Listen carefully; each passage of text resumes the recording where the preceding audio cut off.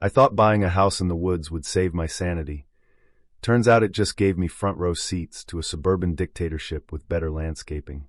You ever move somewhere for peace and accidentally declare war? Yeah, that was me. I left Boston to escape sirens, side-eye neighbors, and HOA newsletters written like passive-aggressive manifestos, and somehow I ended up in a showdown with a woman who treated property lines like suggestions and bylaws like weapons. When I bought that lakefront place in Colorado, I thought I'd hacked life. 2 acres, pine trees whispering like they actually meant it, water so still it looked photoshopped. No HOA. That was the whole point. I checked. Triple-checked. I framed the exemption certificate like it was a diploma. Then Karen showed up. Black SUV. Pearl earrings. That smile people wear when they think the universe is their assistant. You can't move in here, she said, not introducing herself, just announcing it like a zoning prophet. I laughed. I genuinely thought she was joking. I'd just spent $500,000 to avoid exactly this kind of woman. Turns out, she wasn't joking.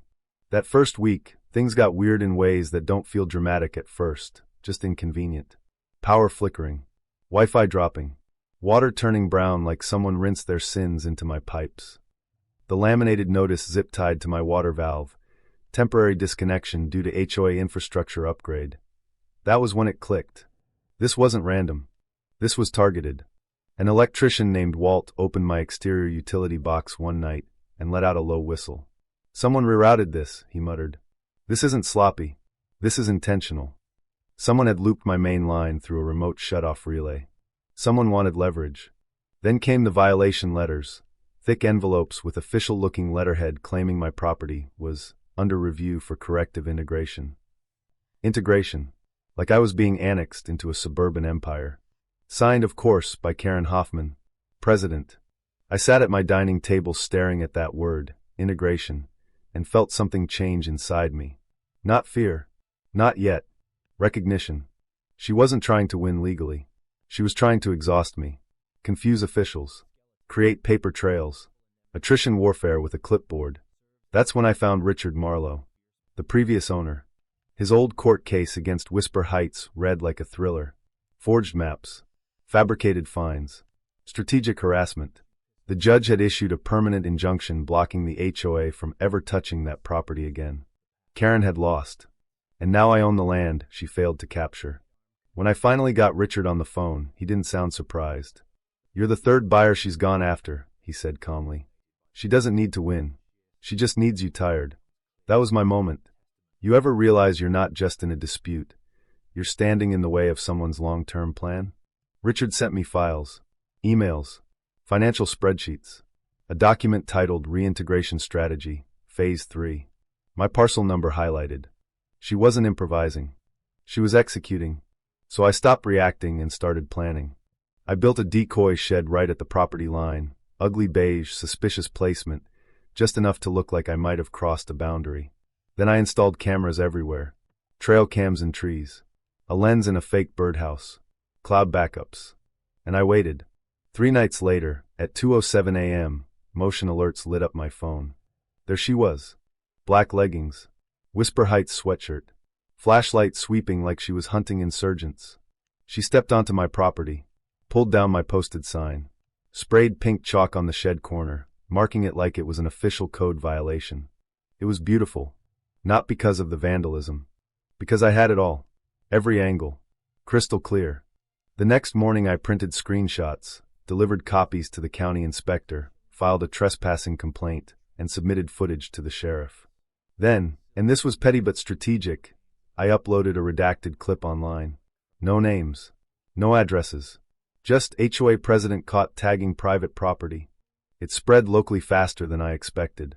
Karen pivoted. Suddenly signs popped up around the neighborhood. Save our community. A website. A preservation task force. A blurred photo of my house labeled disputed parcel. She turned me into a villain to justify her expansion. And here's the thing about people like Karen. They don't just want control. They want applause for it. So I built my own website. Facts. Documents. Court rulings. Video stills. Financial records. No rants. No insults. Just evidence. Today it's me, I wrote. Tomorrow it might be your backyard.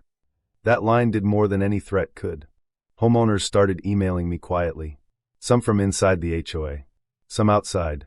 Stories surfaced, fake violations, sudden fines, intimidation dressed up as community standards. We formed an email thread. Unofficial. Quiet. Karen Survivors Network. Then came the twist none of us expected.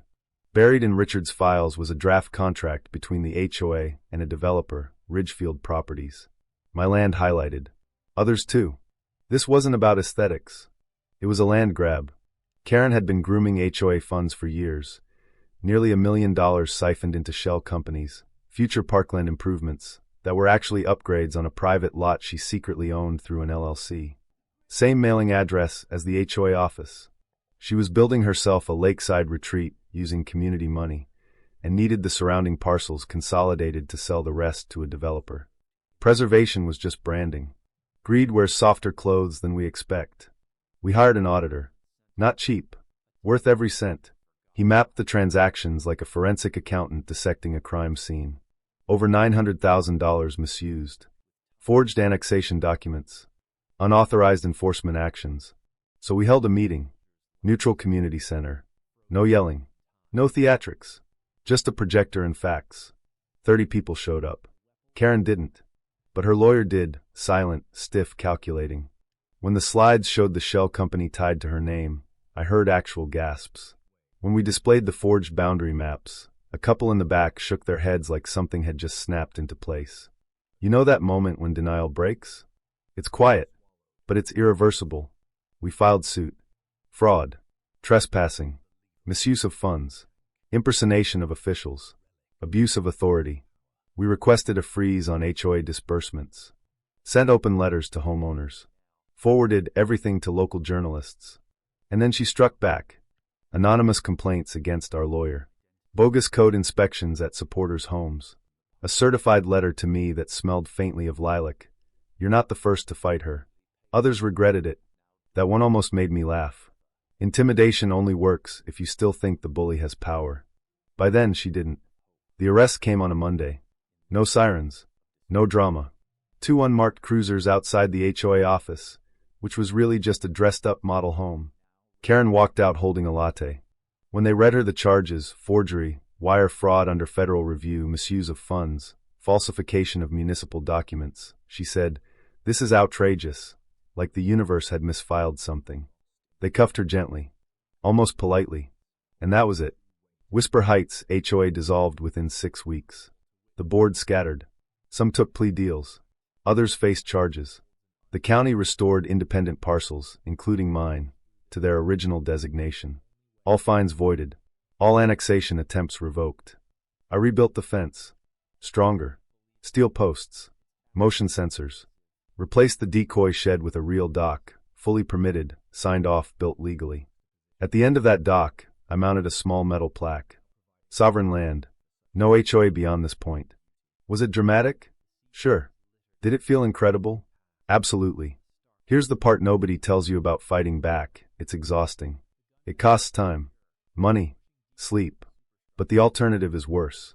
Because here's the lesson I didn't expect to learn out there by that quiet lake. Power doesn't announce itself as evil. It shows up dressed as order, as preservation, as what's best for the community. And if no one questions it, it grows. Karen didn't think she was a villain. She thought she was entitled. That's more dangerous. Now the lake is quiet again. No flickering lights. No fake notices zip-tied to my pipes.